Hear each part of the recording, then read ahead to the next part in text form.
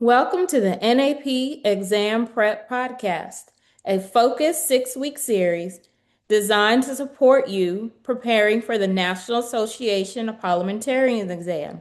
I am Dr. Lisa Burton, and each week we will break down key governance concepts, procedures, and foundational knowledge you need to approach the exam with clarity and confidence. This podcast is educational, intentional, and time-bound, created to help you study smarter, understand the why behind the rules, and strengthen your overall governance knowledge.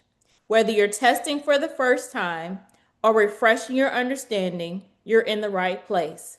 So let's get started. This is episode 3. We are focusing on chapters 5 and 6 of the Robert's Rules of Order in brief, 3rd edition. And remember, anytime you see this blue gavel, it could be important for the NAP exam. A link to the quiz for review will be in the description box below with other important information such as the study guide that you can use. The disclaimer is posted here. Please make sure you review this disclaimer.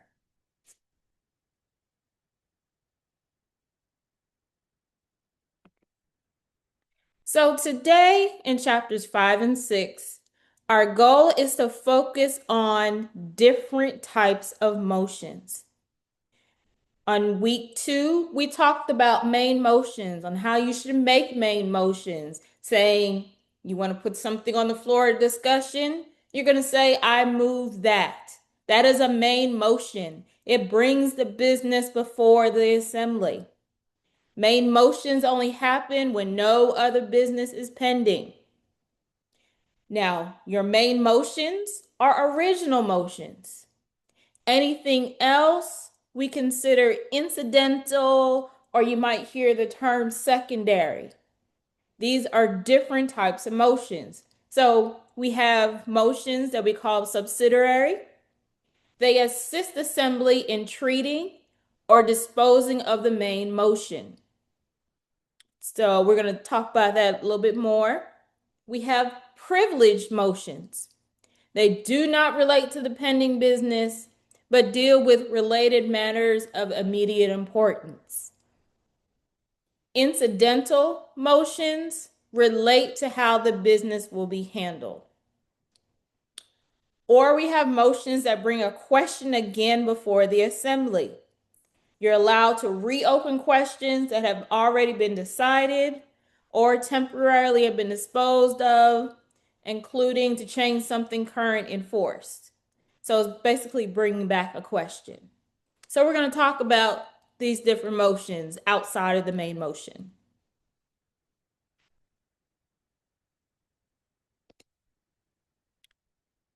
So the first, we're going to look at the motion to amend. And this is the most used subsidiary or secondary motion that allows members to modify a pending motion so that it better represents what the membership wants to say. This motion is very important, and there are many rules associated on how you're going to amend the main motion. So the motion to the amend is usually with the main motion. So how do we make changes? The motion to amend is a secondary motion to what's currently on the floor. So somebody stood up and said, I move that we change the color from purple to orange. That main motion is pending on the floor. Someone doesn't like the way it says, so they want to amend it. So the motion to amend needs a second. It is debatable. But what you're debating on is the change. So somebody stands and they want to amend a motion and they're amending in the original, the vote that is going to happen at this point is on the motion to amend. And we'll clear that up just a little bit. So the vote is only if the change should be to what is being amended. This is not talking about the main motion right now.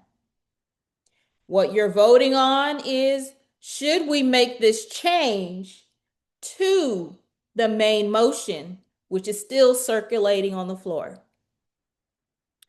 Now, one thing about the motion to amend, it can only be made to what we consider the second degree. So you can propose a motion to amend the first degree. You said it one time. I'm just making the example here for you. The main motion is, I move that we change the colors from purple to orange. Somebody stood up and said, I would like to amend that motion, and we'll talk about the right script in a minute. And they want to change it from purple to blue. Well, that got on the floor. We talked about it, but then somebody said, I don't like that at all. You can make an amendment to the amended motion, but you got to resolve all of these before you get back to the original motion. And we'll talk about that. I know I said a lot, but we'll talk about it and make sure it's clear. If it's not, please put your questions in the chat, and I'll have my email available to you, so if you want to ask any questions. So once secondary motions to amend are made, your discussion returns to the main motion. At this point, then you can make new secondary motions. So let's clear up this motion to amend and make sure it's clear. So how could a member change the meaning of a pending motion? We will start with a simple example, and then we'll get a little bit more complex. So for example, the Hamster Breeders of America is holding its regular monthly meeting, where the immediately pending motion is that we hold our annual breeders show this year in the city arena. Member Olive is concerned that this motion is too vague in general, and the motion that on the floor is the original main motion. She thinks it needs to include the date of the show. She wants May 12th. How can she do this? So there's 3 ways to amend the main motion. First, you can insert or add. To insert words, or if they're placed at the end of a sentence or passage being amended, you can add words. You can insert an entire paragraph, and it can be placed at the end to add a paragraph. The second way is to strike out words or to strike out an entire paragraph. Third is a combination of 1 and 2. So you can strike out an insert, which usually applies just to words, to substitute that in effect, to strike out an entire paragraph or the entire text of a resolution or main motion and insert in its place. So you can either insert or add and be done with it, or you can just strike out and be done with it, or you can do a mix of 1 and 2. Insert and strike out, add with the strikeout.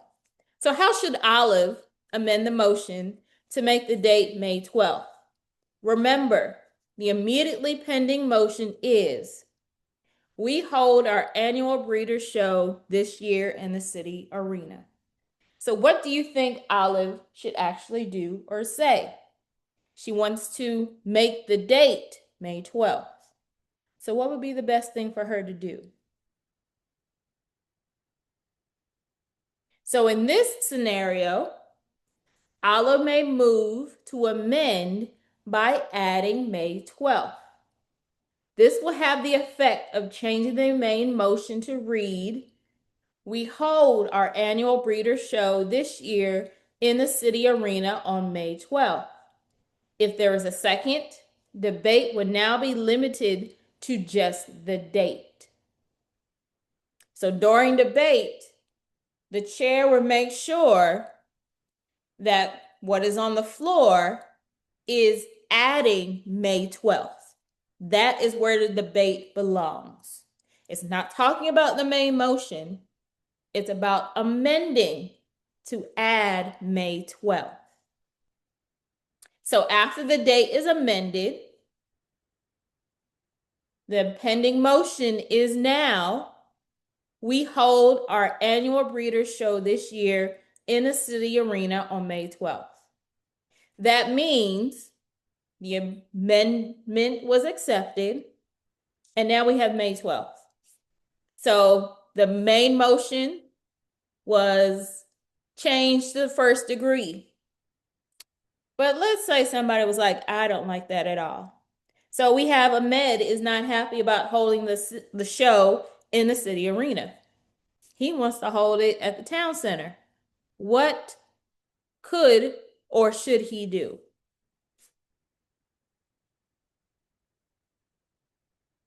He can move to strike out city arena and insert town center.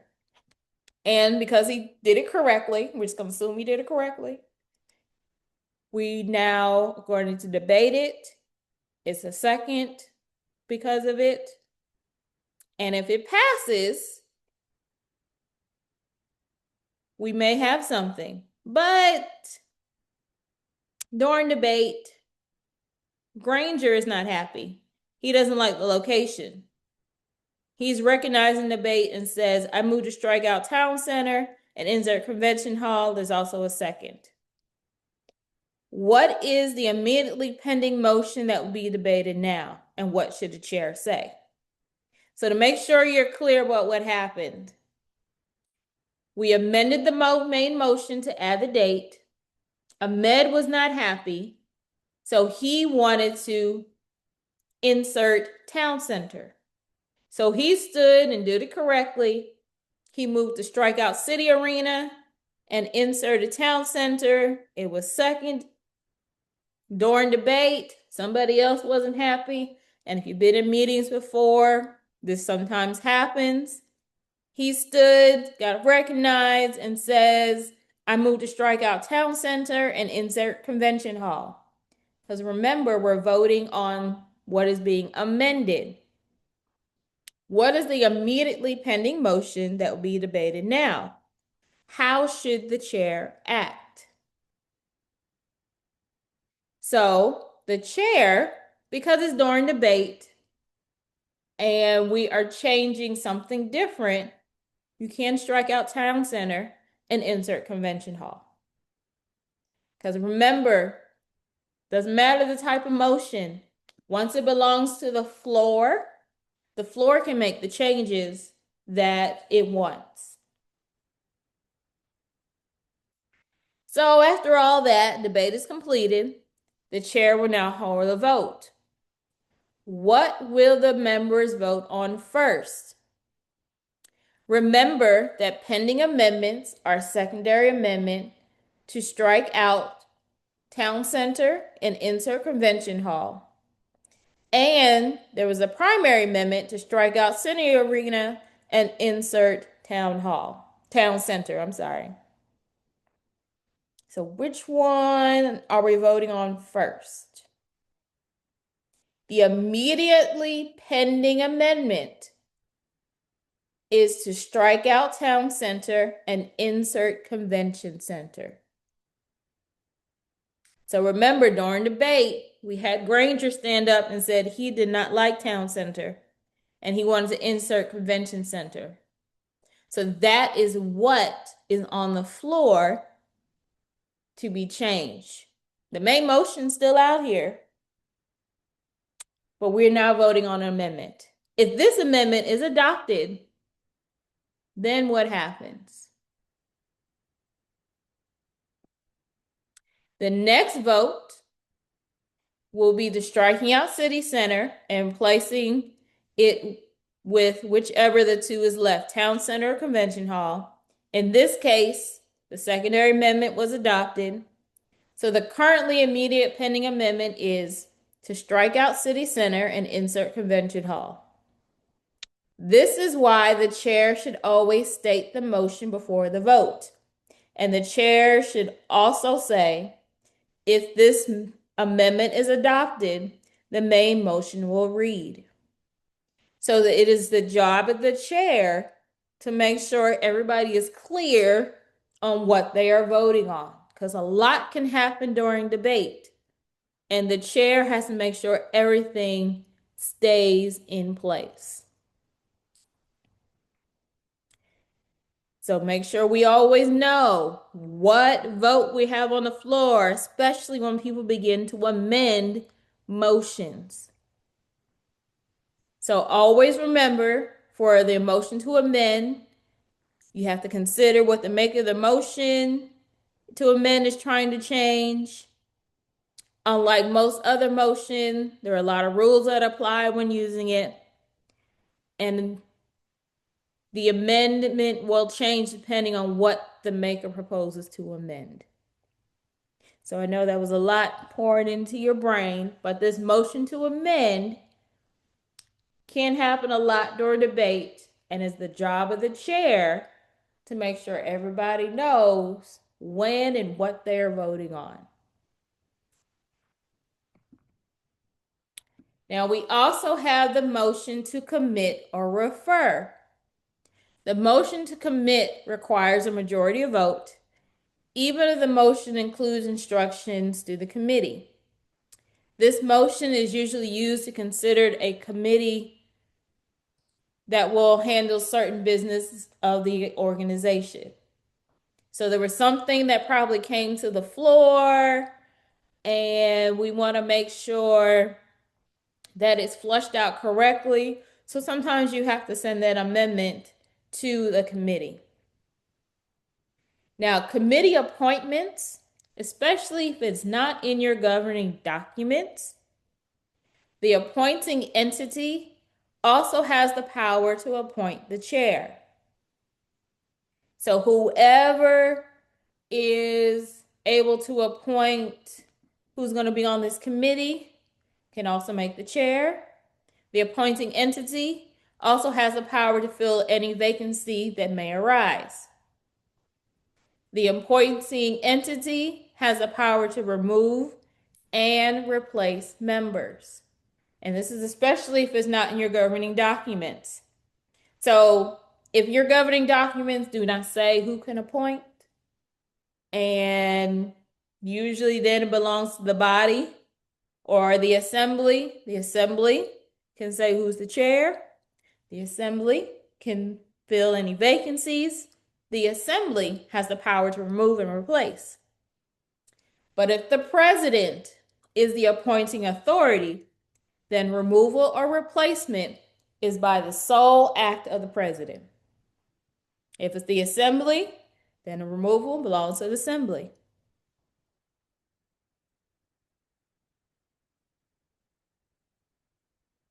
So there are usually two types of committees, and some people have this in their governing documents, some don't. You have standing committees versus special committees. Our standing committees have a continued existence and perform a continued function for the life of the assembly. The committee members on standing committees serve a specified term of office, and these committees should be listed in your bylaws. So your standing committees should be listed in your bylaws. Now, special committees, which are different, go out of existence when their specified task is complete. They are appointed as the need arises, and this committee ceases to exist on presentation of its final report to the assembly. They cannot perform tasks assigned to an existing standing committee. So basically the difference is standing committees are always working. Special committees, or some people call them ad hoc, are only needed for certain situations. So if you are planning a large event, you may just have an event committee for that event. Once the event is over, that special committee goes away. But standing committees, just for example, can be your bylaws committee. They are always a continued committee that's performing a specific function for the assembly. Now, another motion, and this one's pretty common as well, is the motion to postpone. And usually the motion to postpone is to a certain time or definitely. These are two or synonymous, or basically saying the same thing. It basically, you're postponing implies, a certain time, like 3 months, or definitely you got 2 weeks. So this motion to postpone. A main motion is going to be coming to the floor to invite the town's mayor to be a guest speaker at the next meeting is pending. Vice President William is concerned that the mayor may not be available, so he wishes to contact the mayor's office first. So he moves to postpone the motion for 30 minutes. Now, this does require a second. It is debatable. You can't amend it, and it requires a majority vote. If it's adopted, the main motion is set aside to allow William to step out the room, call the mayor's office on his cell phone.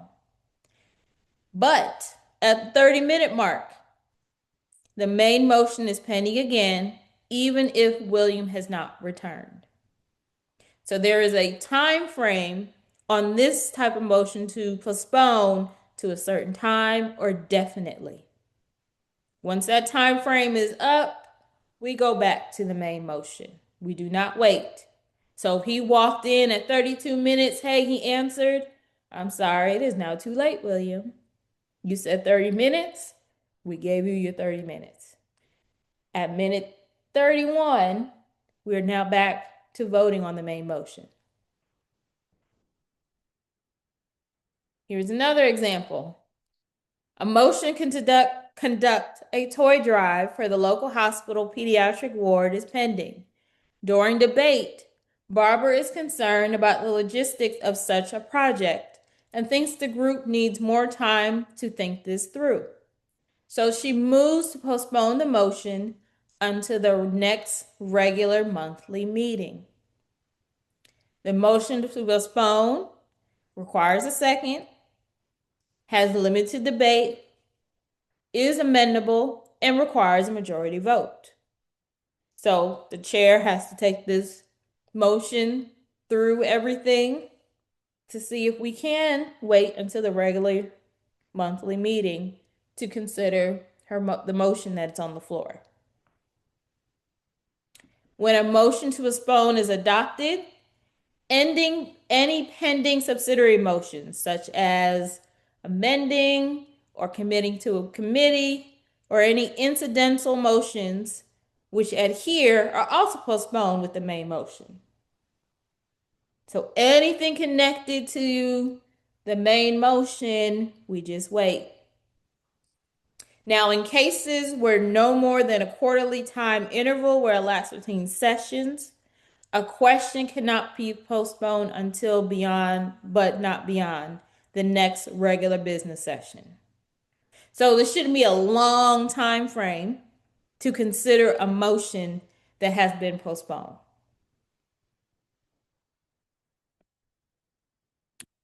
So a lot has happened.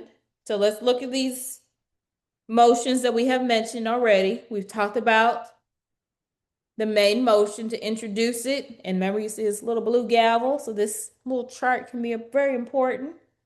You want to put something on the floor, you say, I move to, or I move that. This does need a second. Can it be debated? Yes. Can it be amended? Yes. The vote needed is a majority. You can amend the main motion by saying, I move to amend the main motion by adding, or I move to amend the main motion by striking out, or a combination of both. It does need a second. It is debatable. Can it be amended? Yes, but you need a majority vote. If I want to move an item to committee, I would say, I move that we refer that matter to committee. Does it need a second? Yes. Can it be debated? Yes. Can it be amended? No. So move to committee. There is no amending that motion, but you need a majority vote. And to postpone an item, definitely to a certain time. You would say, I move to postpone that matter until, yes, you need a second. Yes, it can be debated. No, you cannot amend this motion, but you need a majority vote. So paying attention how you put something on the floor and the number of votes is very important, and whether or not you can amend that motion is very important. So I know we talked about a lot. Just remember, if there's any questions, you can use my email, ljb for phylacter@gmail.com, and I will make sure to answer your questions, or you can put them in the chat below and I will check to see if I can answer your question. But I have a few question and scenarios like I do at the end of each. So let's see how we can get through some of these questions. And we're almost at the end of this podcast. So our first question, the Economic Club is considering the following main motion: that we establish a new scholarship for women who plan to major in economics or business at the local community college. Which of the following amendments would not be in order? So you can pick more than one, but which one would be the best answer? So A says insert after the word women in the amount of $500 a year to be renewed as long as the student does not change majors. B, add or university. C, strike out business and insert engineering. Or D, add and donate a set of the great books to the library. So which of the following A, B, C, or D amendments would not be in order? Meaning you should not use it to amend. Which one? A, B, C, or D? The answer, D. D is not in order. A, B, and C are all possible ways to amend this motion. Choice D is not germane to the issue of scholarships and would be better presented as a separate issue. So D has nothing to do with the main motion. A, B, or C, you could do. They would be in order. Next question. The Academic Academy has just formed its social committee. First, the motion was to appoint Jose, Glenda, Morris, and Fran. There was a primary amendment to strike out Jose and Glenda. That was followed by a secondary amendment to strike out of Glenda. The secondary and primary amendments were adopted. Then there was a motion to strike out Morris and insert Ingrid from the amended main motion. This amendment was now adopted. The main motion was adopted as amended. Who are the members of the committee? And a lot happened. So we started out with 3. It was then proposed to strike out a certain 2. And then there was a secondary amendment to strike out Glenda. And then the secondary primary were adopted. Then there was a main motion to strike out Morris and insert Ingrid. That was adopted. Then the main motion was then adopted. Who is on this committee? And all this happened during debate. So, who is on the committee? Is it Glenda, Ingrid, and Fran? Is it Jose, Glenda, Morris, and Fran? Is it just Ingrid and Glenda? Or is it just Morris and Jose? Who is on this committee based on all these motions that happened? The answer is A, Glenda, Ingrid, and Fran.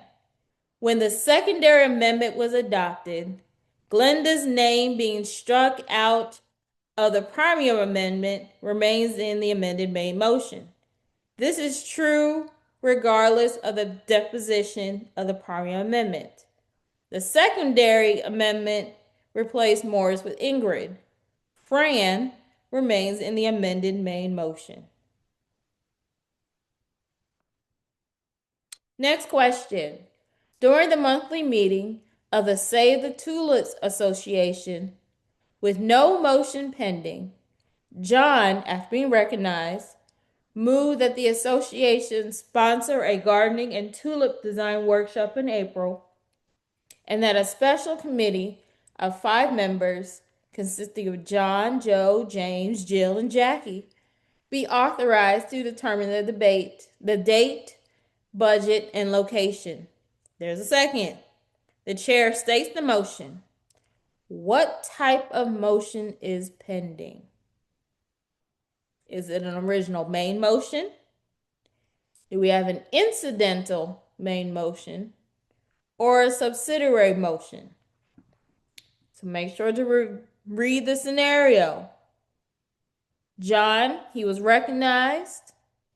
He moved that the association sponsor a gardening and tulip design workshop in April, and a special committee be made. And all this was second. The chair states the motion. What type of motion is pending? This is an original main motion. There was nothing pending before John stood up. So this motion brings something new to the floor to be discussed. Make sure you read the scenario of what is happening. Don't assume anything. Make sure you read the scenario for exactly what it says. And that was our last question. So that wraps up today's episode of the NAP Exam Prep Podcast. Make sure you review your notes and reflect on how today's concept connect to your real daily operations and the previous chapters, not just the exam. You want to be able to apply this information, not just memorize to pass. You want to be able to use it. So just a reminder, this is part of a 6-week limited series. So be sure you're subscribed so you don't miss the next episode. Thank you for spending this time investing in your preparation and your leadership growth. Until next time, study with purpose and stay connected.